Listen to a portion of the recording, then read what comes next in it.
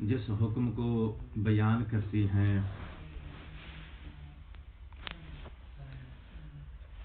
اس حکم کو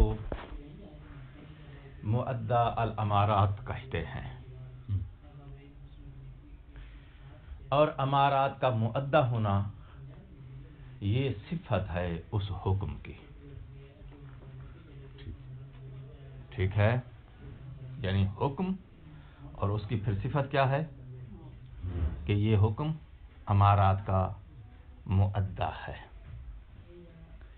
جیسا کہ اگر قطعی دلیل کسی حکم کو بیان کرتی ہے تو اس حکم کو مقطوع کہتے ہیں۔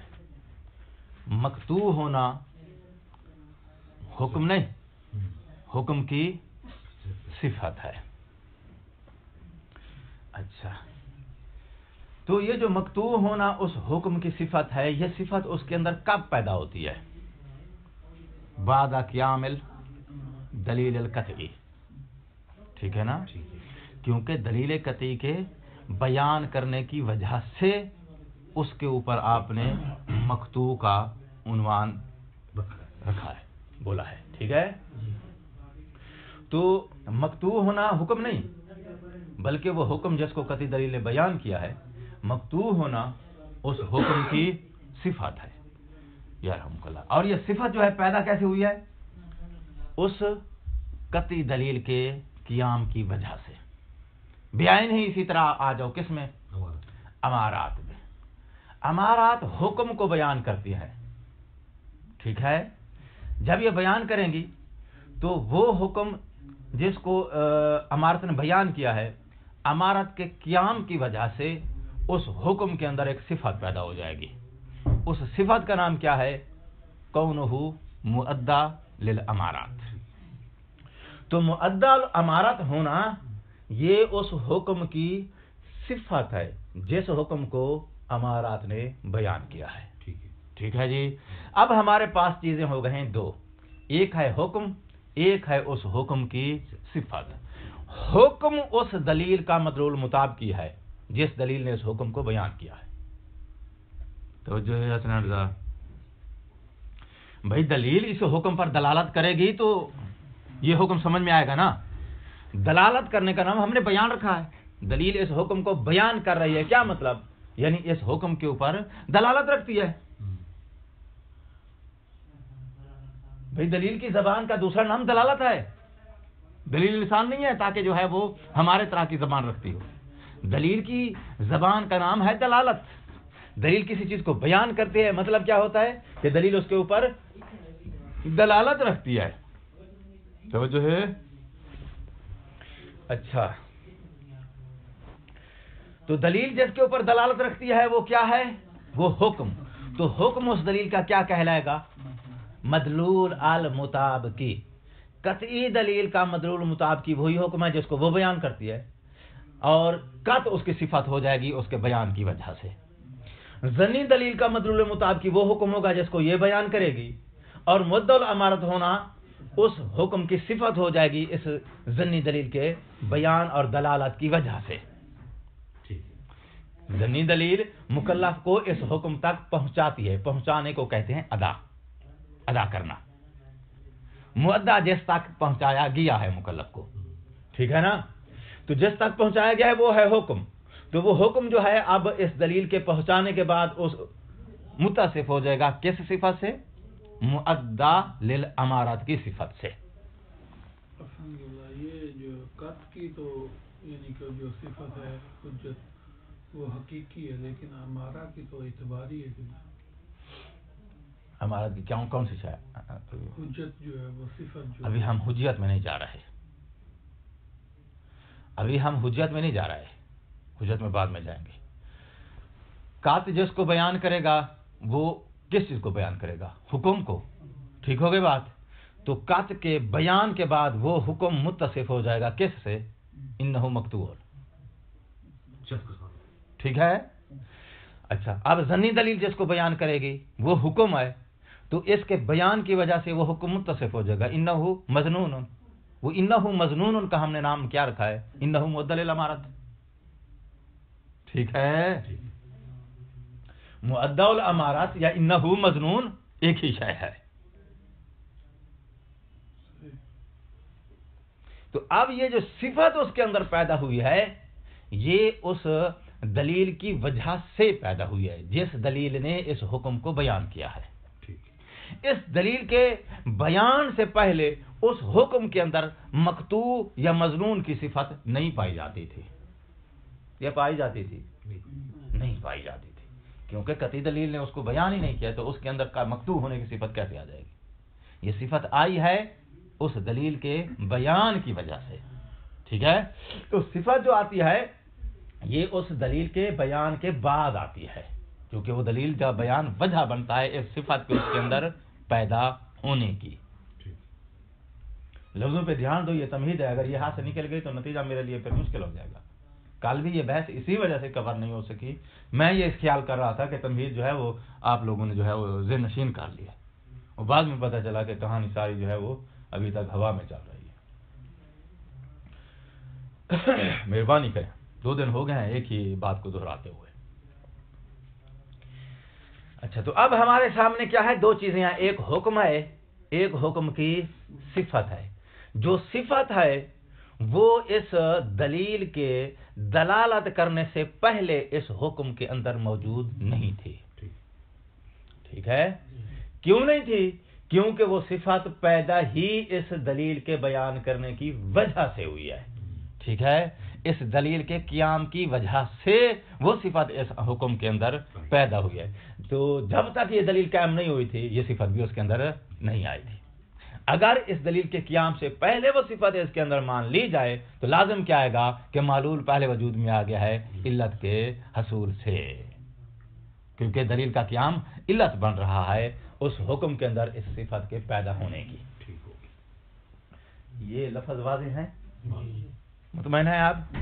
अच्छा जी, तो अब हमारे साथ अब आ जाओ वापस। अमारत है, अमारत है दलील, हुक्म है वो है उसका मदलूल मुताबिकी। उस हुक्म की सिफत है क्या? इन्नहु मुअद्दा लिल अमारत, ये हुक्म अमारत का मुअद्दा है। अमारत का मुअद्दा होना उस हुक्म की सिफत है। ठीक है, दलील ने किसको बयान किया है? हुक्म को। जो उसकी सिफत आए ये उस दलील का मदलूल मुताबिकी नहीं है। वो मदलूल मुताबिकी क्यों नहीं है? इसलिए कि वो वजूद में आया है इसके दलील के क़याम के बाद। जो चीज़ दलील के क़याम के बाद होगी वो उसका लाजिम हो सकती है, मुताबिकी मदलूल नहीं हो सकती। ठीक है ना? अगर मुताबिकी मदलूल मानोगे इस सिफत को तो फिर आपको ये फर्ज करना पड़ेगा कि ये सिफत उस मौसूफ के दर्जे में है और दलील ने आके उसको बयान किया है, जबकि ये मुतअख्खिर है, उसके दर्जे में नहीं है।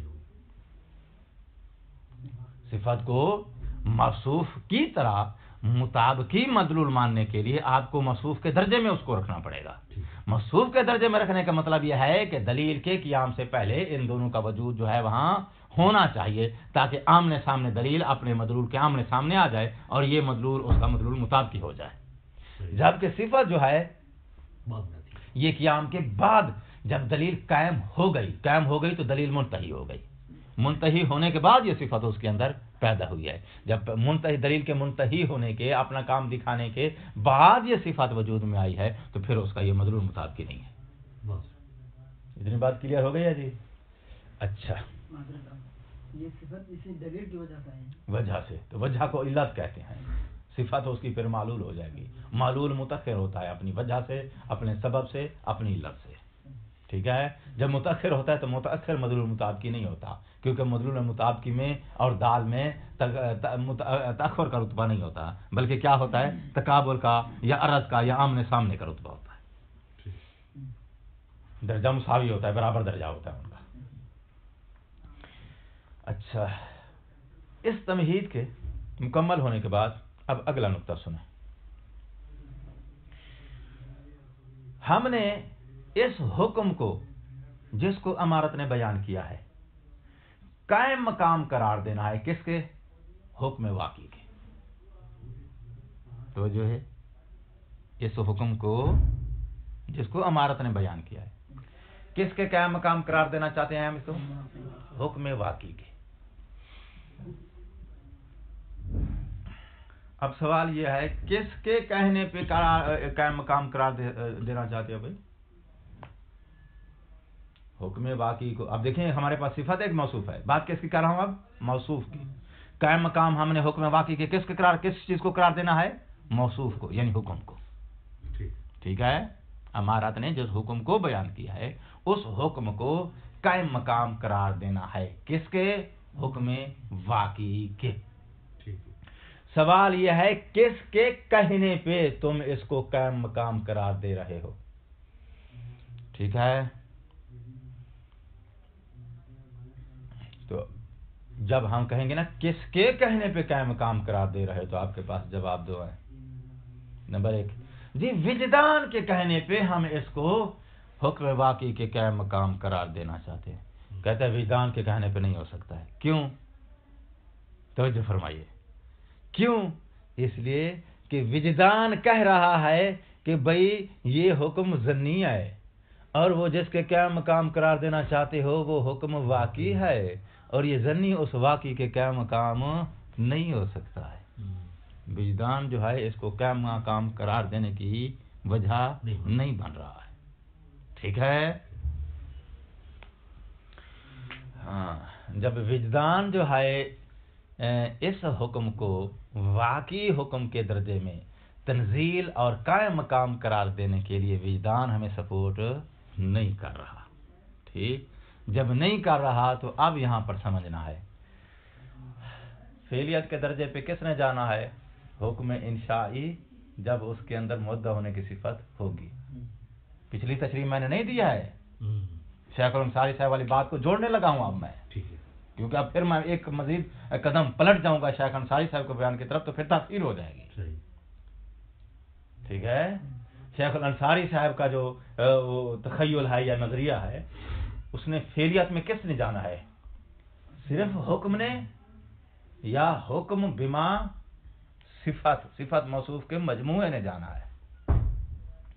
چونکہ مجموعے نے جانا ہے، یہی کہا نا شیخ صاحب نے، چونکہ صفت کی وجہ سے وہ انشائی حکم فعلیت میں جائے گا۔ جب صفت کی وجہ سے جائے گا تو صفت کو رول ہے، عمل دخل ہے اس حکم انشائی کو فعلیت کے درجے تک پہنچانے میں۔ ٹھیک ہے نا، اکیلا وہاں حکم انشائی فعلیت کے درجے میں نہیں جائے گا، صفت کی وجہ سے جائے گا۔ جب وجہ سے جائے گا تو وجہ کو پھر تحویل میں ترقی دینے میں عمل دخل ہے۔ ٹھیک ہے نا، اچھا، تو اب ہمارا موضوع جو ہے وہ حکم اور اس کی صفت مؤدہ یہ دونوں کا مجموعہ ہے، وہ موضوع ہے کس بات کا موضوع؟ کہ فعلیت کے درجے کے پانے کا۔ فعلیت کا درجہ پانے کے لیے ہمیں کیا چیز چاہیے؟ حکم ساتھ اس کی صفت، یہ دونوں کا مجموعہ چاہیے، اکیلا حکم فعلیت کا درجہ نہیں پائے گا۔ ٹھیک ہے نا، اچھا، تو اب جب ہمیں وہاں پر صفت اور موصوف دونوں کا مجموعہ چاہیے جس کو ہم نے فعلیت کے درجے میں لے کے جانا ہے، ٹھیک، تو وجدان نے اس مجموعے کے ایک چیز کی نفی کر دی ہے کہ یہ حاصل نہیں ہو رہا۔ توجہ ہے، چونکہ وجدان جو ہے اس تنزیل کو پروف وہ حکم جس کو امارت نے بیان کیا تھا اس حکم کو ہم وجدان کے کہنے پہ حکم واقعی الانشائی کے درجے پہ رکھنا چاہتے ہیں، تنزیل کرنا چاہتے ہیں۔ وجدان نے کہا نہیں، میں سپورٹ نہیں کرتا ہوں، کیوں؟ یہ ظنی ہے، اور واقعی جو ہے وہ واقعی کے درجے میں آنے کے لیے اس کو کیا چاہیے؟ اس کو بھی واقعی چاہیے، یقین ہونا چاہیے کہ یہ بھی واقعی ہے، اور ظن کی یقین نہیں ہے اس کے واقعی ہونے کا، ظنی ہے نا، احتمال خلاف ہے کہ یہی حکم واقعی ہے یا واقعی نہیں۔ تو احتمال خلاف کی وجہ سے وجدان، کیونکہ وجدان جو ہوتا ہے وہ یقین ہوتا ہے، وجدان جو ہے وہ کہتے ہیں میں نہیں کہہ سکتا ہوں کہ آپ اس حکم کو واقعی کے درجے پہ نازل کریں۔ جب وجدان نے آ کے اس کے نازل ہونے کی نفی کر دی ہے تو اس کا مطلب یہ ہے کہ وہاں وجدان نے موصوف کے اس صفت موصوف میں سے جو موصوف تھا اس کے احراز کی نفی کر دی ہے۔ ہوں اسنان پیچھے رہ گئے والد ہماری بات عمارت میں چل رہی ہے اور یہاں اس کے کیا مقام ہونے میں کون سی بات آپ پہ لے کے آ رہے ہیں کہ ہم اس عمارت کو اس کیا مقام بنا رہے ہیں؟ یہ بات کہاں سے حکم واقعی اور حکم جو ہے وہ فعلی ایک منٹ ٹھیک ہے امارات کو آپ طرق کہتے ہو؟ کہتے طرق کس بات کے ہیں؟ طرق کہتے ہیں راستے کو، طرق جمع ہے طریق کی. راستہ جو ہے کس منزل تک پہنچانے کا راستہ ہے؟ باقی تو حکم واقعی تک. تو حکم واقعی تک پہنچا دیں گے، کیسے پہنچائیں گے؟ جب ان کے مدعا کو حکم واقعی کے مقام پہ نازل کریں گے تو یہ طرق بنیں گے. اگر نازل نہیں کریں گے تو پھر طرق ہی نہیں بنیں گے. ان کے طرق ہونے کا مطلب یہ ہے کہ جو حکم یہ بیان کریں گی اس حکم کو ہم حکم واقعی کی منزل میں نازل کریں گے، اس کے قائم مقام قرار دیں گے. اگر قائم مقام ہی نہیں قرار دے سکتے ہو تو پھر یہ حکم واقعی تک پہنچانے کا طرق کیسے ہوگا؟ یہ پھر آپ ان کو طرق کا نام نہیں دے سکتے ہو. صحیح. ان کو آپ طرق جو کہہ رہے ہو، طرق دیکھیں نا، ایک نظریہ یہ ہے کہ بھئی یہ حکم واقعی کو بیان کرتے ہیں مفروضہ طور پہ، اور جو سب سے پہلے والا جواب تھا، ٹھیک، تو اس کا طرق ہونا کلیئر ہے. دوسرا یہ ہے کہ نہیں، یہ حکم ظاہری کو بیان کرتی ہیں، پھر حکم ظاہری جو ہے وہ قائم مقام قرار دیا جائے گا حکم واقعی کے، تو پھر آ کے یہ طرق کے صفت سے متصف ہو جائیں گی امارات. ٹھیک ہے نا؟ تو امارات کو ہم نے طرق کہا ہے. تو طرق کس بات کی ہیں؟ یہ حکم واقعی تک پہنچانے کا یہ راستہ ہے. تو اب سب سے پہلا جواب یہ تھا کہ ان کے سامنے حکم ہی ایک ہے، اور وہ کیا ہے؟ حکم واقعی المفروض. تو اس تک یہ پہنچاتی ہیں. پہنچا دیا فابیا، نہ پہنچا دیا تو مکلف کا ہاتھ کھا لیا. ٹھیک ہے. تو اس تصویر کے مطابق ان کا طرق ہونا کلیئر ہے. دوسری تصویر کیا ہے کہ یہ حکم ظاہری بیان کرتی ہیں، اور ظاہری کے مقام پہ وہاں ایک حکم واقعی ہوتا ہے. یہ طرق کیسے بنے گی؟ جب ان کے بیان کردہ حکم کو پھر ہم پلٹ کے تنزیل کریں گے واقعی کے درجے میں، تو پھر یہ جو ہے بائی پاس کر کے کیا ہو جائیں گے؟ یہ حکم واقعی کے لیے طرق ہو جائیں گے. ٹھیک ہے نا؟ تو امارات کو طرق تو سب مانتے ہیں نا. ٹھیک. جب سب مانتے ہیں تو پھر ان کے مدعا کو حکم واقعی کی مقام پہ آپ تنزیل کریں گے. جب تنزیل کریں گے تو پھر یہ طرق بنے گی. اگر ان کا حکم واقعی حکم کے درجے میں قائم مقام ہی نہیں ہو سکتا ہے تو پھر یہ حکم واقعی تک پہنچانے والے طرق نہیں کہلا سکتی. اب واپس آ گئے ہو؟ جو پھر پیچھے کھو گئے ہو؟ آ گئے ہیں واپس؟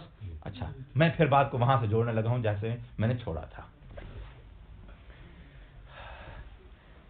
اب ہمیں وہاں فعلیت کے درجے پر پہنچنا ہے حکم اور اس کی صفت دونوں کے مجموعے نے. تو پہلے ہمیں وہاں حکم اور اس کی صفت اور موصوف دونوں کا مجموعہ مکمل کرنا ہے. مجموعہ مکمل کرنا ہے. کہاں سے مکمل کرنا ہے؟ ادھر سے. ایک حکم لیں گے وہ کہ جس کو امارت نے بیان کیا ہے، اس کو تنزیل کریں گے ادھر تو ایک شے حاصل ہو جائے گی. اس کی صفت وہاں نازل کریں گے تو وہاں دونوں کا مجموعہ پورا ہو جائے گا. تو یہی سیٹ صفت اور موصوف کا جب وہاں جائے گا حکم واقعی کی منزل میں تو ہمارے پاس سیٹ پورا ہو جائے گا جو ہو فعلیت کے درجے تک جائے گا. ٹھیک ہے نا؟ اچھا، تو اب یہ حکم اور مودع ہونے والی صفت ان دونوں میں سے جو موصوف ہے یعنی جو حکم ہے، اس کو حکم واقعی کے مقام پر ہم نازل کرنا چاہتے ہیں. تو نازل کرنے کے لیے کس کے کہنے پہ نازل کرنا چاہتے ہیں؟ آپ نے کہا وجدان نے کہا میرے کہنے پہ آپ نازل نہ کریں. کیوں؟ اس نے کہا کہ میں کہہ نہیں سکتا ہوں، میں اس کو حکم واقعی کی مقام پر رکھنے کے لیے نہیں کہہ سکتا ہوں، میں سپورٹ نہیں کرتا ہوں. جب یہ سپورٹ نہیں کرے گا تو آپ کے پاس وہاں صفت اور موصوف میں سے کون سی چیز حاصل نہیں ہو پائے گی؟ کس کا اعراض نہیں حاصل ہو سکے گا؟ موصوف کا. کیونکہ اس نے جواب دو حکم کو وہاں، چونکہ حکم موصوف ہے نا، اس حکم کی تنزیل کا انکار کیا ہے وجدان نے. جب حکم کی تنزیل کا انکار کیا ہے وجدان نے تو پھر جو ہے وہاں یہی حکم جو کہ اس مودع والی صفت کا موصوف ہے، موصوف آپ کے پاس وہاں حاصل نہیں ہو رہا. صفت موصوف کے مجموعے میں سے کون سی چیز وہاں پر آپ مفقود ہو گئی ہے؟ موصوف. اچھا بھائی ٹھیک ہے، لیکن وجدان اس کے مودع ہونے کو تو مان رہا ہے. کہتے جی ہاں مودع ہونے کو میں مانتا ہوں، مودع ہونے کا مجھے یقین ہے. یہ حکم جو اس کو امارت نے بیان کیا ہے، مدعا ہونے کی صفت اس کے حکم کے اندر پائی جاتی ہے، وجدان کہتا ہے کہ میں اس مدعا والی صفت کو تسلیم کرتا ہوں کہ یہ صفت اس کے اندر موجود ہے، تو مدعا والی صفت کو وجدان مان رہا ہے، مگر وہ موصوف جو حکم جو کہ موصوف ہے صفت کا، وہ حکم واقعی کے قائم مقام ہو جائے، قائم مقام ہو جانے کو وجدان تسلیم نہیں کرتا۔ ٹھیک ہے جی؟ مطلق امارت کی نفی نہیں ہو جائے گا جب وجدان یعنی قطع، جب قطع ہے تو نوبت ہی نہیں آتی امارت کی، تو ایک چیز کو ثابت کس طرح کرے؟ دیکھیں ہماری بات چل رہی ہے، امارت موجود ہے، جی امارت نے آگے جو حکم بیان کیا ہے وہ بھی موجود ہے، اور اس حکم کے اندر معدہ والی صفت بھی پیدا ہو گئی ہے امارت کے بیان کے بعد۔ ٹھیک ہے؟ جی اب ہم نے اس صفت کو اور موصوف کو دونوں کو سامنے رکھ کے ایک ایک کر کے دونوں ایک ساتھ حاصل ہو جائیں یا ایک حاصل ہو جائے مہم نہیں ہے، مہم یہ ہے کہ اب اس پورے سیٹ کو ہم نے کہاں لے کے جانا ہے؟ حکم واقعی کی منزل پہ۔ کیوں لے کے جانا چاہتے ہیں؟ تاکہ وہ فعلیت کے رتبے تک پہنچ سکے، اور فعلیت کے رتبے کے پہنچنے کے بعد مکلف کے لیے اس کی موافقت، اس کا امتثال، اس کی اطاعت، اس کا ترک کرنا، اس کا بجا لانا، جو بھی اس کی سچویشن ہے وہ اس پہ لاگو کی جا سکے، کیونکہ جب تک یہ فعلیت کے درجے تک نہیں پہنچتا ہے، انشاء کے درجے تک رہ جاتا ہے، مکلف پر اس کا امتثال، اس کی اطاعت، اس کا لاگو ہونا کوئی چیز بھی عائد نہیں ہو سکے گی۔ ٹھیک ہے؟ تو اب ہم پہلے جو ہے اس حکم کو اور اس کی صفت کو کہاں کیا کرنا ہے؟ تنزیل دینا ہے۔ تنزیل سمجھتے ہو نا؟ قائم مقام قرار دینا ہے۔ کس کے قائم مقام قرار دینا ہے؟ حکم واقعی کے۔ تو اب کس کے کہنے پہ اپنی مرضی سے قائم مقام قرار دو گے؟ جب آپ کے پاس کوئی دلیل ہے جس کے کہنے پہ آپ قرار دو گے تو کہتے ہیں ہمارے پاس دلیل ہے، ایک ہے وجدان، ایک ہے وہ دلیل جس نے اس امارت کی حجیت کو پروف کیا ہے۔ تو پہلے ہم وجدان کے دروازے پر گئے تو اس نے خود حکم کی ہی تنزیل کا انکار کر دیا ہے۔ ٹھیک ہے نا؟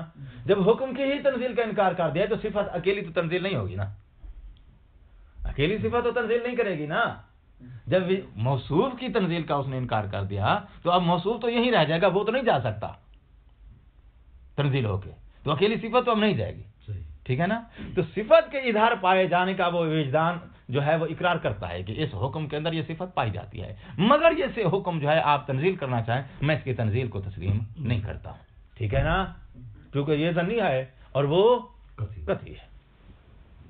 وجدان کی طرف سے جواب آ گیا۔ ٹھیک ہے، اب آ گئے کس کی طرف؟ دوسری دلیل کے دروازے پر۔ وہ دوسری دلیل کون سی ہے؟ جس نے اس امارت کی حجیت کو پروف کیا ہے۔ ٹھیک ہے، اس دلیل سے آپ جا کے پوچھتے ہیں کہ بھئی آپ کے کہنے پہ ہم تنزیل کرنا چاہتے ہیں، آپ کیا کہتے ہیں؟ اس نے کہا میں نے اس امارت کو حجت قرار دیا ہے، اور حجت قرار دینے کا مطلب یہ ہے کہ اس نے جو حکم بیان کیا ہے اس حکم کو واقعی کا درجہ دے دو۔ ٹھیک ہے؟ حجت قرار دینے کا کیا مطلب ہے؟ اس نے جو حکم بیان کیا ہے مکلف کو، اس حکم کو کیا سمجھا جائے؟ واقعی سمجھا جائے، اس کو حکم واقعی کا درجہ دے دیا جائے۔ جب واقعی کا درجہ دے دیا جائے تو واقعی کا درجہ دینے کا ہی دوسرا نام تنزیل ہے۔ ٹھیک ہے جی؟ ٹھیک ہے، پھر ہم نے اس سے پوچھا بھی حکم کو تو آپ نے جو ہے واقعی کا درجہ دے دیا، تو اب تعبداً دے رہے ہیں، حقیقتاً نہیں دے رہا ہے۔ واقعی کا درجہ دے رہے ہیں تعبداً یعنی اطاعتاً۔ کس کی اطاعت؟ اس دلیل کی اطاعت جس نے اس کی حجیت کو پروف کیا ہے، اور وہ شارع کی طرف سے آئی ہے تو گویا شارع کی اطاعت میں۔ ٹھیک ہے؟ یعنی بات پلٹ کے شارع کی طرف چلی جائے گی۔ تو تعبداً اور اطاعتاً اس دلیل کی تعبد اور اطاعت کرتے ہوئے جس نے اس کی حجیت کو پروف کیا ہے، ہم نے کس کو حکم واقعی کا درجہ دے دیا ہے؟ حکم کو۔ ٹھیک، درجہ دینے کا نام کیا ہے؟ تنزیل، کہ اس حکم کو قائم مقام قرار دے دیا گیا، کس کے؟ حکم واقعی کے۔ اچھا، اور حکم واقعی جس کے قائم مقام ہم نے قرار دیا ہے بقول انصاری صاحب کے، وہ انشاء کا درجہ ہے۔ ٹھیک ہے نا؟ چونکہ اس نے جو ہے وہ ڈیگریڈ کیا تھا نا۔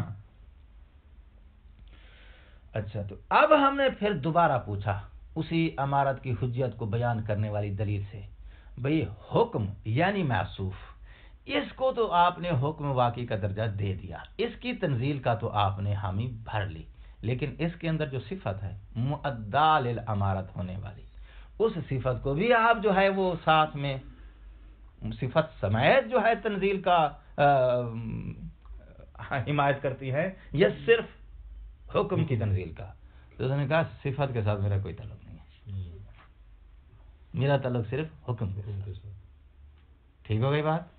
جب صفت کے ساتھ اس کا تعلق نہیں ہے، کیونکہ وہ حجت پروف کر رہی ہے صرف حکم کے حوالے سے، اور مطلب یہ ہے کہ یہ امارات جس نے حکم بیان کیا ہے اس دلیل نے کہا کہ یہ امارات تمہارے لیے حجت ہے، اور حجت ہونے کا مطلب یہ ہے کہ اس نے جو حکم بیان کیا ہے وہ تمہارے لیے واقعی کا درجہ رکھتا ہے۔ باقی رہی اس کے اندر صفت، کہتے ہیں صفت کے ساتھ میرا کوئی تعلق نہیں ہے۔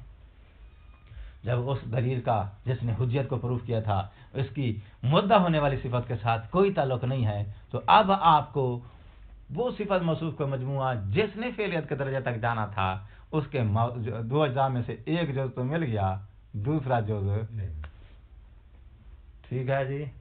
اور کل میں نے یہی کہا تھا کہ ہمارے پاس دلیلیں دو ہیں، وجدان کے پاس جاتے ہیں تو صفت موصوف میں سے موصوف کا انکار کرتی ہے، امارات کی حجت کو بیان کرنے والی دلیل کی طرف جائیں تو وہ موصوف کا اقرار کرتی ہے، اس کی صفت کی تنزیل کا حمایت نہیں کرتی۔ ٹھیک ہے نا؟ تو ہر دو صورت میں آپ کے پاس وہ مجموعہ جس نے فعلیت کے درجے کی طرف ترقی کرنا تھا وہ مجموعہ پورا نہیں ہو رہا۔ ٹھیک، اور انصاری صاحب کے بقول اس حکم انشائی نے اسی مدعا والی صفت کی وجہ سے آگے جانا ہے۔ جب وہ صفت یہاں اس کا حاصل نہیں ہو رہی تو اس کا مطلب ہے پھر وہ اکیلا وہاں نہیں جائے گا۔ ٹھیک، یہ رد ہے کس کی جانب سے؟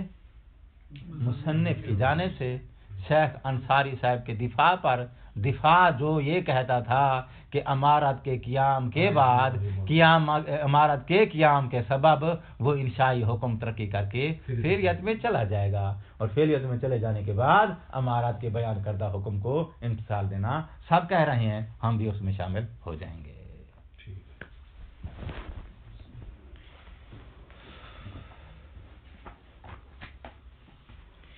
لا یقالو لا مجالا لہذا الاشکال، یہ دفاع ہے۔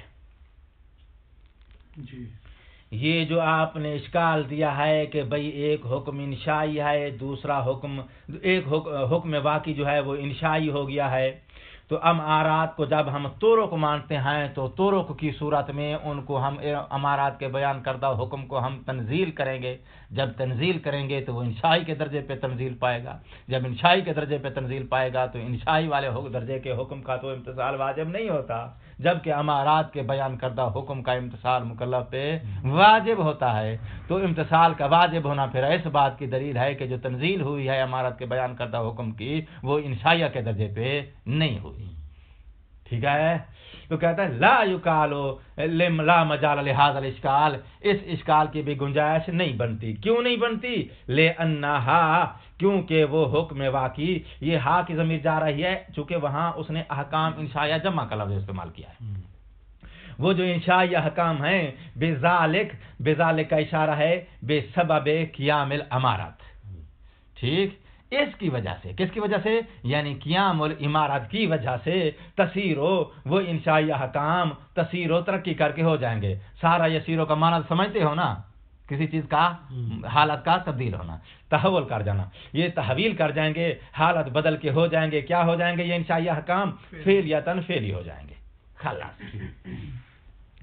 اچھا، یہ دفاع ہے۔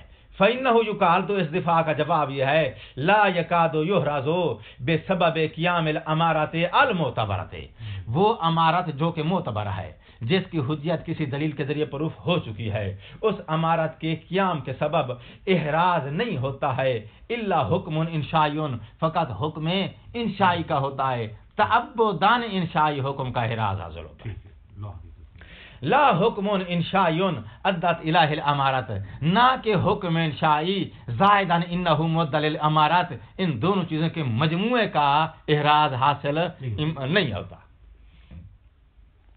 نہ حقیقتاً نہ تعبداً، مجموعے کا احراز نہیں ہوتا، مجموعے میں سے صرف ایک جز کا احراز ہوتا ہے۔ اما حقیقتاً مجموعے کا احراز نہیں ہوتا، فواضح، یہ واضح ہے۔ حقیقت کا اشارہ ہے اس وجدان والی دلیل کی طرف.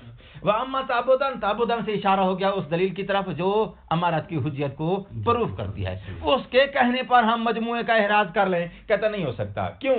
فَلِأَنَّ كُسَارَى مَا هُوَ قَضِيَّةُ حُجَّةِ الْأَمَارَةِ، امارت کو حجت قرار دینے کا تقاضا، قضیہ یعنی تقاضا، امارت کو حجت قرار دیے جانے کا تقاضا زیادہ سے زیادہ یہ ہے کون مودہا، مودہا سے مراد وہ حکم جس کو انہوں نے بیان کیا ہے، وہ حکم ہول واقع تعبدان، تعبدان وہ واقعی حکم قرار دیا گیا ہے. ہول واقع یعنی واقعی حکم قرار دیا گیا ہے، اس کو حکم واقعی کا تعبدان درجہ دے دیا گیا ہے. زیادہ سے زیادہ حجت اس بات کا تقاضا کرتی ہے لل واقع الذی ادت الہ الامارت، نہ کہ حکم واقعی ما انہ معدل الامارت مجموعے کا تقاضا کرتی ہیں. فہم اس بات کو غور سے سن لیں. فہم کا اشارہ پھر جو ہے کل ہم بیان کر چکے ہیں، ولا نعیدھا فی المقام، کہ امارت والی دلیل تو امارت کی حجت کو بیان کرنے والی دلیل اس مجموعے کو بیان نہیں کر رہی، مجموعے کی ایک جز کو بیان کر رہی ہے. تو دوسرے جز کو بیان کرنے کے لیے پھر ہم اس حجت والی دلیل کے علاوہ کوئی دوسری مستقل دلیل کا سہارا لے لیتے ہیں، مگر یہ کہ وہ بازار میں لے سکتے ہو، مل جائے تو کام آپ کا بن جائے گا، مگر یہ کہ اویلیبل نہیں ہے، دستیاب نہیں ہے وہ دلیل. اچھا، اب وہ دفاع اور دفاع کا رد دونوں مکمل ہو گئے. پھر دفاع کرنے والا دوبارہ ایک اور دفاع دے گا اور اس دوسرے دفاع کا مصنف پھر دوبارہ رد دے گا. اگلی بات شروع کرنے لگا ہوں، کال والا درس مکمل ہو گیا ہے.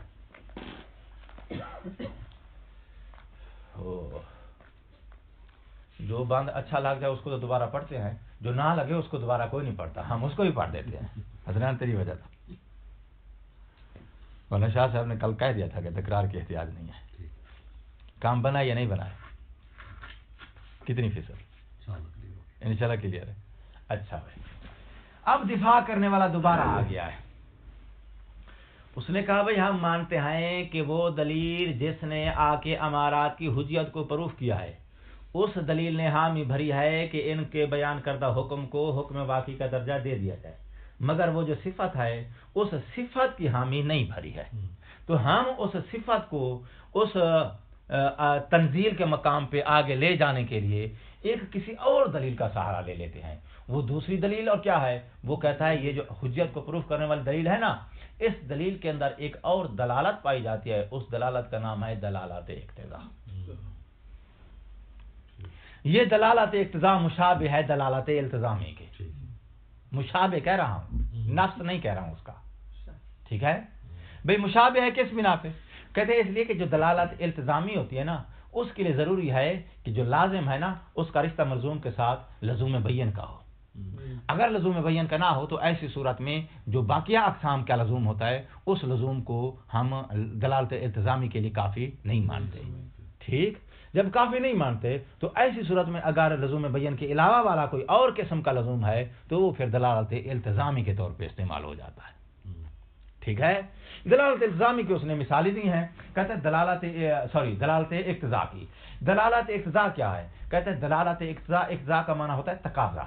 وہاں سیاق و سباق کے اندر تقاضا ہے یا نفس الکلام کے اندر تقاضا ہے ایک ایسی بات کا کہ اس بات کو اگر آپ مراد متکلم میں شامل نہیں کریں گے تو متکلم کی کلام غیر تمام سمجھی جائے گی، غیر معقول سمجھی جائے گی.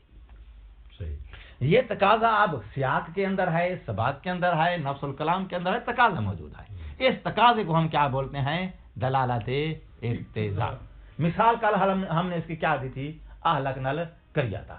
کریا تو کہتے ہیں بستی کو، گاؤں کو، لوگوں کو تو نہیں کہتے نا، لیکن وہاں تقاضا موجود ہے کہ بھائی ہلاکت دیواروں کی نہیں ہوتی، مکانوں کی نہیں ہوتی، اس شہر کے اندر جو دیواریں ہیں ان کی نہیں ہوتی، اس شہر میں رہنے والے لوگوں کی ہوتی ہے. تقاضا موجود ہے تو اس تقاضے سے دلالت اقتضاء سے ہم سمجھیں گے کہ یہاں پر اہل لفظ اہل محذوف ہے. شرعی مثال بھی اس دلالت اقتضاء کی انہوں نے دی ہے کہ اگر آپ کسی سے جا کے کہتے ہیں مثلا وہ مرغیاں بیچتا ہے تو آپ اسے جا کے کہتے ہیں کہ یہ میرے 100 روپیہ لے لو اور ایک مرغی میری طرف سے کسی کو صدقہ دے دینا. ٹھیک ہے، تو کہتا ہے صدقہ دیا جاتا ہے اپنے مال سے، کسی کے مال سے صدقہ نہیں دے سکتے آپ. تو اس کا مطلب یہ ہے کہ وہ کہنا یہ چاہتا ہے کہ میں آپ کو 100 روپیہ ریٹ دے رہا ہوں، 100 روپے کے بدلے میں ایک مرغی میری ملکیت قرار دے دی جائے، مرغی میری ملکیت قرار دینے کے بعد اس مرغی کو آگے صدقہ دے دیا جائے. ٹھیک ہے نا؟ شرعی تفصیل یہی بنے گی نا. تو 100 روپئے کے ذریعے پہلے آپ جو ہے وہ بائے کریں گے، مرغی اس کی ملکیت میں خریدار کے آ جائے گی، پھر اس کو جو ہے اس کی طرف سے نیت کر کے صدقے میں دے دیا جائے گا. یوں تفصیل بنے گی. جبکہ اس نے جو ہے وہ بائے اور خریداری اور یہ ساری چیزیں درمیان میں حذف کر دیا. کیا بولا؟ 100 روپیہ لے لو، میری طرف سے ایک مرغی صدقہ کر دو. کہتے ہیں پھر اس کلام کے اندر کیا ہے؟ اقتضاء موجود ہے، چونکہ شریعت یہ کہتی ہے کہ صدقہ دیا جاتا ہے انسان کی شخصی ملکیت کے اموال سے. جو اموال اس کی ملکیت میں نہیں ہے ان سے وہ صدقہ نہیں دے سکتا ہے. تو مرغی پہلے اس کی ملکیت میں دینی پڑے گی تو جا کے پھر اس کا صدقہ قرار پائے گا اس کی طرف سے، ورنہ نہیں ہو سکتا. تو مطلب یہ ہے کہ یہ 100 روپیہ لے لو، اس کے بدلے میں کیا کرو؟ مرغی میری ملکیت میں دے دو، پھر اس کے بعد اس کی تو دلالت اقتضاء وہاں موجود ہوتی ہے. اگر وہ چیز کہ جس کا تقاضا کیا موجود ہے سیاق میں سباق میں کلام کے اندر، اس کو متکلم کی کلام کا حصہ نہ قرار دیا جائے تو متکلم کی کلام کیا ہو جائے گی؟ غیر معقولی. اچھا، تو بھئی وہ دلیل جس نے آ کے امارت کی حجت کو پروف کیا ہے، وہ دلیل کس کی جانب سے آئی ہے؟ شارع کی طرف سے آئی ہے. ٹھیک، یا جس کی بھی طرف سے آئی ہے. اس دلیل نے آ کے کیا کیا ہے؟ موصوف کی تنزیل کی حامی بھری ہے. ٹھیک، موصوف کی تنزیل کی حامی بھری ہے. اب تنزیل جو کر رہے ہیں اس حکم کی، کس کے درجے پر تنزیل کر رہے ہیں؟ حکم واقعی الانشائی کے درجے پہ تنزیل کر رہے ہیں. ٹھیک، کہتے ہیں حکم واقعی الانشائی کے درجے پہ جب تنزیل کریں گے تو یہ تنزیل لاگو ہے. جب تنزیل لاگو ہے تو جس دلیل نے آ کے اس کی حجت کو پروف کرا دیا ہے، اس کو حجت قرار دینا ہی اس کا لاگو ہو جائے گا. یعنی اس کے حجت قرار دینے کا اس کو کوئی فائدہ نہیں. کیوں کوئی فائدہ نہیں ہے؟ اس لیے کہ حکم انشائی کا کوئی اثر نہیں ہے. ثواب جزا کے حوالے سے، اطاعت و معصیت کے حوالے سے حکم انشائی کے اوپر کوئی اثر مرتب نہیں ہوتا، کیونکہ حکم انشائی کا امتثال موافقت واجب نہیں ہے. یہ واجب ہے؟ نہیں ہے. تو حکم واقعی الانشائی جس کے درجے پر وہ امارت کے بیان کردہ حکم کو تنزیل کیا گیا ہے، اس تنزیل کا مکلف کو یا اس کو جس نے دلیل حجت صادر کی ہے، دلیل حجت کا نہ ہی حجت کا کوئی فائدہ ہے نہ تنزیل کا فائدہ. یہ تنزیل اور دلیل حجت دونوں کیا ہو جائیں گے؟ تمہاری لغو ہو جائیں گے. ٹھیک، تو اب لغویہ سے بچانے کے لیے ماننا پڑے گا کیا؟ کہ دلیل حجت کے اندر تقاضا موجود ہے. کس چیز کا تقاضا موجود ہے؟ کہ جب اس حکم کو نازل کیا جائے تو اس حکم کے اندر جو صفت ہے مدعا والی اس کو بھی نازل کیا جائے، تاکہ پھر اس صفت کی بنا پہ کیا ہو جائے؟ انشائی حکم ترقی کر کے فعلیت میں چلا جائے، اور فعلیت کے بعد پھر ساری بہاریں اس کو نصیب ہو جائیں. کون سی؟ معصیت کی، اطاعت کی، ثواب کی، جزا کی، الآخر. ٹھیک ہے. لہذا اسی دلیل حجت کے اندر جس نے آ کے تنزیل کا آرڈر دیا ہے کہ اس حکم کو حکم واقعی کا درجہ دے دیا جائے، اسی کے اندر تقاضا موجود ہے اس حکم کے اندر جو مدعا والی صفت ہے اس کو بھی ساتھ تنزیل کیا جائے، ورنہ اکیلے موصوف کی تنزیل لغو ہے. تو لغویہ سے بچانے کے لیے پھر آپ اس دلیل اقتضاء کے قائل ہونا پڑے گا آپ کو. ٹھیک ہو گئی بات؟ کہاں گیا؟ اللہم الا ان یقال، مگر یہ کہ دفاع کرنے والا پھر ایک اور توجیہ یا اور دلیل لے کے آئے جس کے ذریعے دفاع کرے. وہ یہ ہے ان دلیل کا اشارہ کس دلیل کی طرف ہے؟ جو امارات کی حجت کو آ کے پروف کر دیا ہے. وہ دلیل جو قائم کی گئی ہے، کس بات کے قائم کی گئی ہے؟ علی تنزیل المدعا. مدعا کا اشارہ کدھر ہے؟ صفت کی طرف یا موصوف کی طرف؟ موصوف کی طرف، حکم کی طرف. احسنتم. جس دلیل نے آ کے آرڈر دیا ہے مؤدہ کی تنزیل کا منزلۃ الواقع حکم واقعی کے مقام پر رکھنے کا. ٹھیک،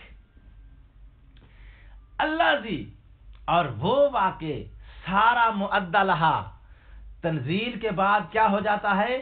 مؤدہ ہو جاتا ہے لہا ان امارات کا. صفت بن جاتا ہے. یا اللہ زی کو اس مدعا کی صفت بنائے. ان دلیل اشارہ ہے دلیل حجیت کی طرف، امارات کی حجت کو پروف کرنے والی دلیل، جس نے آ کے کہا ہے کہ مؤدا کو یعنی امارات کے بیان کردہ حکم کو نازل کیا جائے حکم واقعی الانشائی کے مقام پہ. بھئی کون سا المؤدا؟ المؤدا کی صفت یہ ہے کہ اللہ زی سارا مدن لہا، تو جو ہے کس کی تنزیل کا آرڈر دیا ہے؟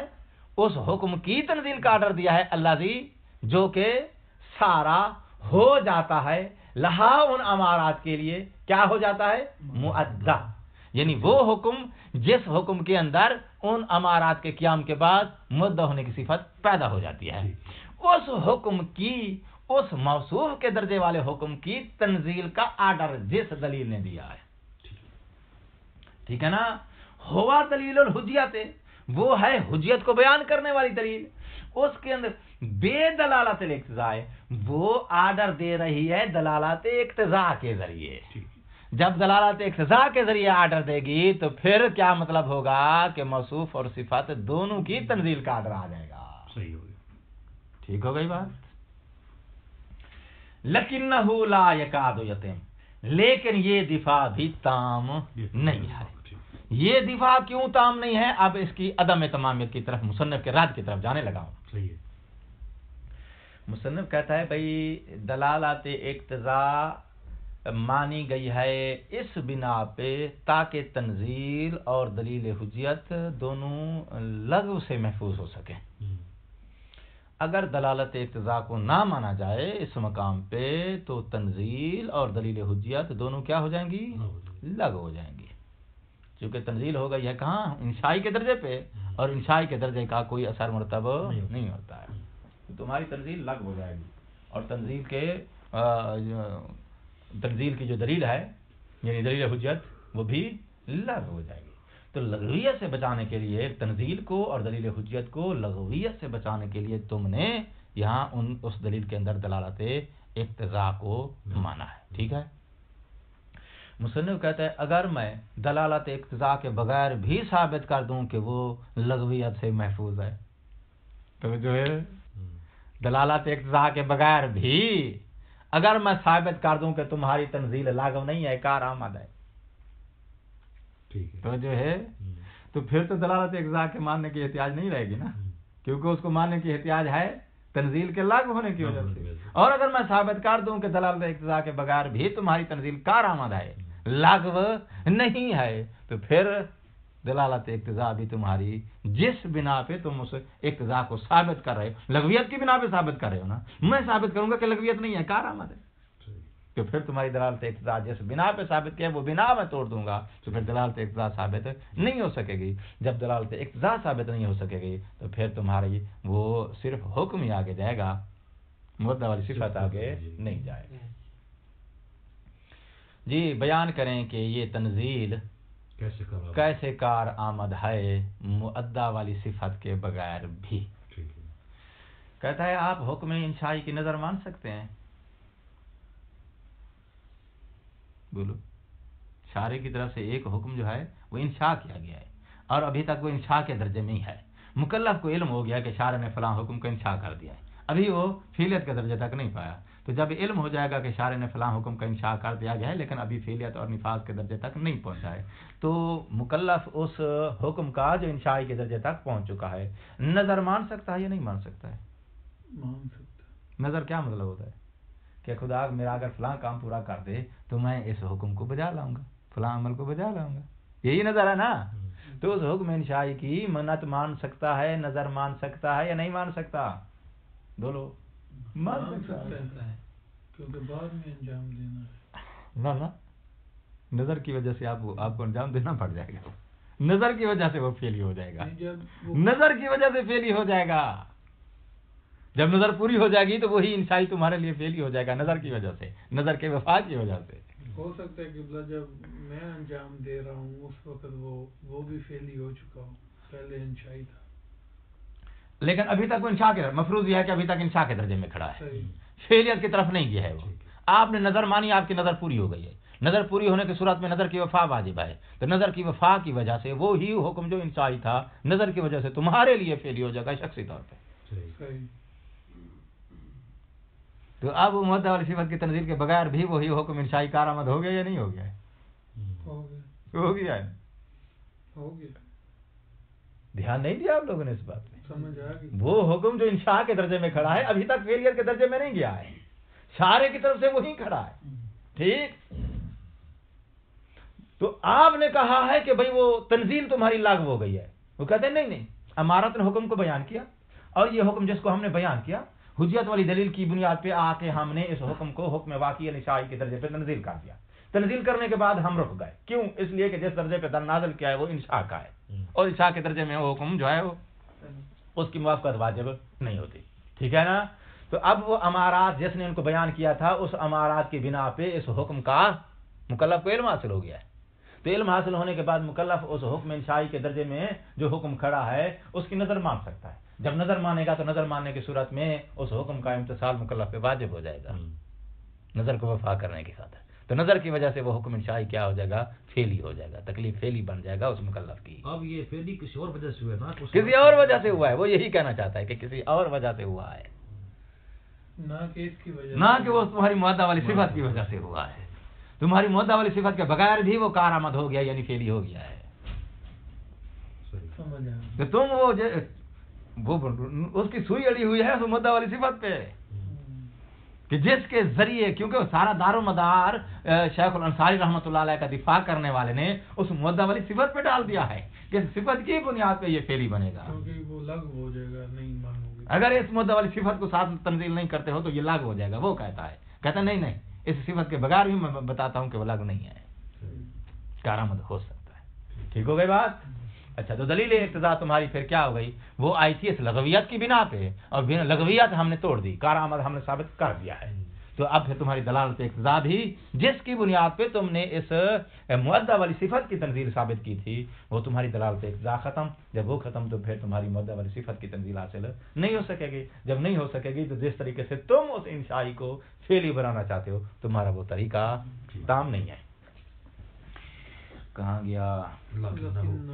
لکنہو، لیکن تمہارا یہ دفاع بھی لا یکاد یتم، تمام نہیں ہے.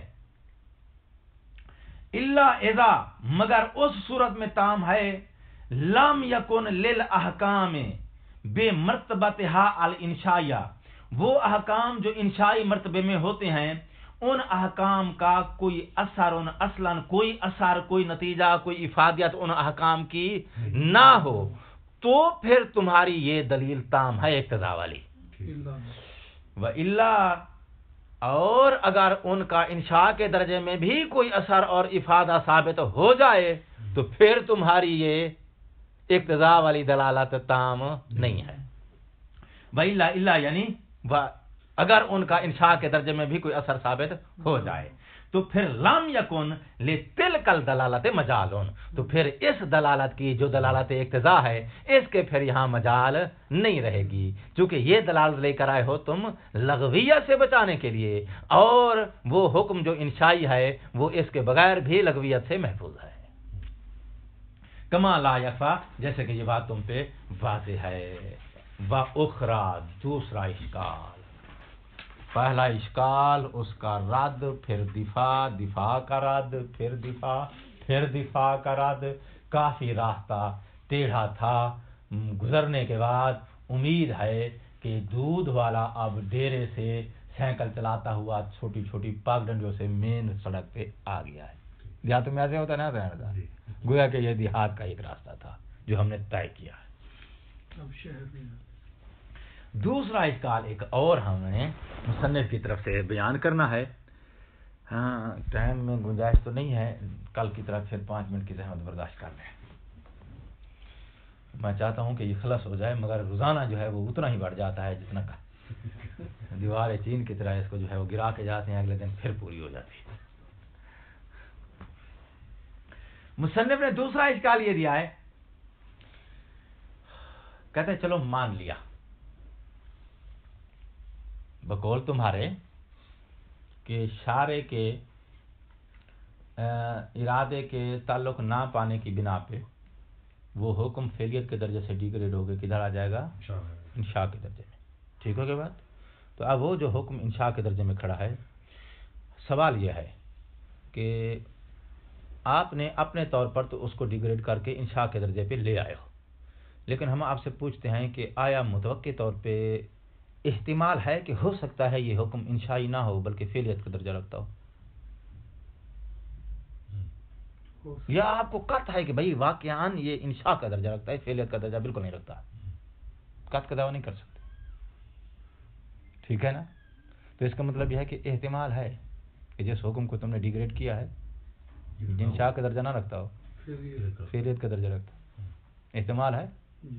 اچھا، جب احتمال ہے کہ یہ حکم جس کو تم کہہ رہے ہو سمجھ رہے ہو کہ یہ انشاء کا درجہ رکھتا ہے، وہ انشاء کا نہ ہو بلکہ احتمال ہے کہ یہ فعلیت کا درجہ رکھتا ہو، جب اس کا فعلیت کا درجے کا احتمال ہے اس کے اندر تو پھر یہ بھی فعلیت کا درجہ رکھتا ہے، حکم جاری بھی فعلیت کا درجہ رکھتا ہے۔ وہ اباحت بات پھر وہ پلٹ گئی ہے کدھر؟ اباحت اور حرمت کی طرف۔ وہ حرمت وہ بھی فعلیت کا درجہ رکھتی ہے، اباحت بھی فعلیت کا درجہ رکھتی ہے، ٹھیک؟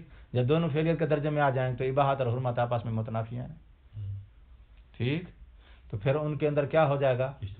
متنافیان کے درمیان اجتماع کا احتمال ہو جائے گا، متنافیان کے درمیان اجتماع کا احتمال آ جائے گا فعلیت کے احتمال سے، فعلیت کے احتمال سے متنافیان کے اجتماع کا احتمال آ جائے گا، اور متنافیان کا اجتماع محال ہوتا ہے، چاہے اس اجتماع کا تم کو یقین ہو چاہے اس اجتماع کا تم کو احتمال ہو۔ متنافیان کے درمیان اجتماع جائز نہیں ہے، چاہے اس اجتماع کا تم کو یقین ہو چاہے اجتماع کا، اگر تم کو اجتماع کا متنافیان کے درمیان اجتماع کا تم کو یقین نہ ہو تو پھر اجتماع جائز ہو جاتا ہے، پھر بھی محال ہی رہتا ہے، ٹھیک ہے نا؟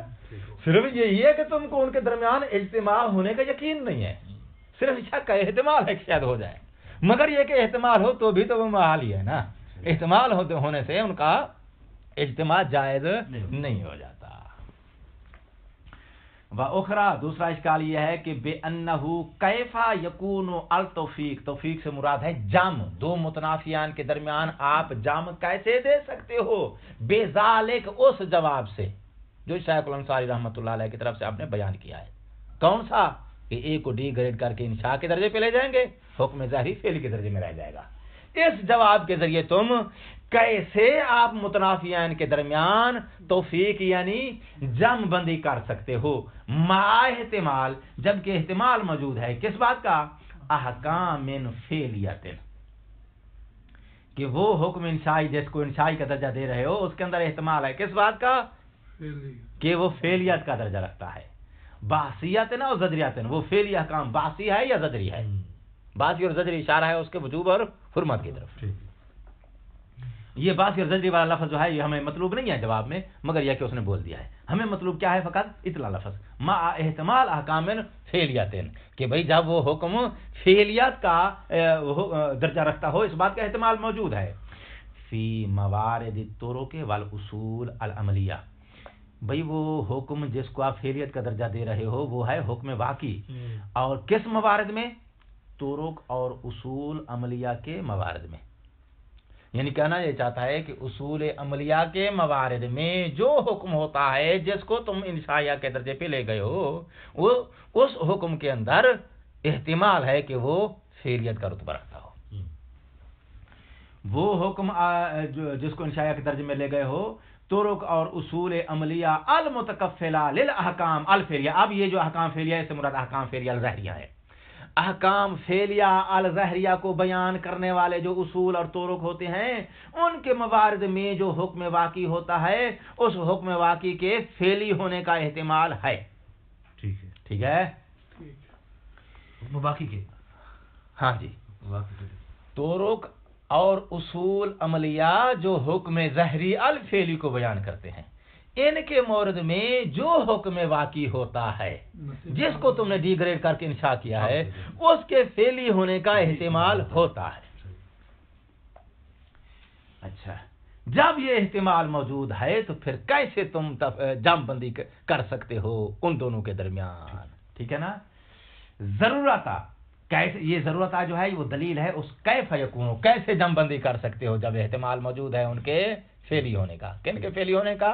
ان احکام واقعہ کے فعلی ہونے کا جو ان اصول عملیہ کے موارد میں ہوتے ہیں جن کے ڈی گریڈ کر کے انشائی ہونے کا تم نے دعویٰ کیا ہے، ان کے جب فعلی ہونے کا احتمال موجود ہے تو فعلی ہونے کے احتمال کی صورت میں تم کیسے متنافیان کے درمیان کیسے تم دعویٰ کر سکتے ہو توفیق جم بندی کا بین المتنافیان ہے؟ بھائی کیوں بھائی ان کے درمیان توفیق نہیں ہو سکتی، جم بندی نہیں ہو سکتی؟ ضرورت انہو، کیونکہ واضح ہے انہو کما لا یمکن القطع بثبوت المتنافیین، جیسے کہ متنافیین کے ثبوت کا تم کو قطع حاصل ہو تو اس صورت میں ان کے درمیان اجتماع ممکن نہیں ہے، کذالک اسی طرح لا یمکن احتمال ہوا، اسی طرح اگر ان دونوں کے درمیان اجتماع عین کا احتمال ہو تو بھی ممکن نہیں ہوتا ان کے درمیان اجتماع، یعنی اجتماع جائز نہیں ہے، جیسا کہ قطع کی صورت میں اجتماع محال ہے اسی طرح احتمال کی صورت میں بھی ان کا اجتماع محال ہے۔ احتمال جب موجود ہے تو پھر احتمال کی صورت میں کیسے ان دونوں کے درمیان تم جم بندی دے سکتے ہو؟ تو مطلب یہ ہے کہ تم پھر جم بندی کا تمہاری جم بندی ٹھیک نہیں ہے۔ فلا یصیح التوفیق، لہذا نتیجہ یہ نکلا کہ شیخ الانصاری رحمۃ اللہ علیہ کی طرف جو توفیق یعنی جم بندی بین الحکمین منصوب ہے یہ صحیح نہیں ہے۔ بے التزام کون الحکم الواقعی، اس التزام کے ذریعے جو توفیق اور جم بندی کی گئی ہے کہ حکم واقعی الذی یکون فی مورد طرق والاصول العملیہ انشائیاً، طرق اور اصول عملیہ کے مورد میں جو حکم واقعی ہوتا ہے اس کو انشائی مانا جائے، غیر فعلی نہ مانا جائے، اور جو حکم ظاہری ہے اس کو فعلی مانا جائے۔ اس طریقے پر جو جم بندی تم نے کی ہے یہ جم بندی تمہاری لا یصیح ٹھیک نہیں ہے۔ یہاں تک دو اشکال مکمل ہو گئے شیخ انصاری صاحب کے جواب پر۔ ٹوٹل جواب کتنی بیان کر چکے ہیں ہم؟ 4۔ پہلا جواب، دوسرا تھا جس کے اشکال کے بعد مصنف نے اپنی طرف سے پھر تیسرے نمبر کا جواب دیا۔ تیسرے نمبر کے جواب کے ساتھ ہی پھر انصاری صاحب کی طرف منسوب ایک جواب آ گیا۔ 4 جواب ہو گئے جن میں سے 2 صحیح ہیں، 2 غلط تھے، تسلیم نہیں کیے مصنف نے۔ کما لا یصیح کے ذریعے پھر 5واں جواب بیان کرے گا اور اس کو بھی مصنف نے تسلیم نہیں کیا ہے۔ والسلام علیکم ورحمۃ اللہ وبرکاتہ۔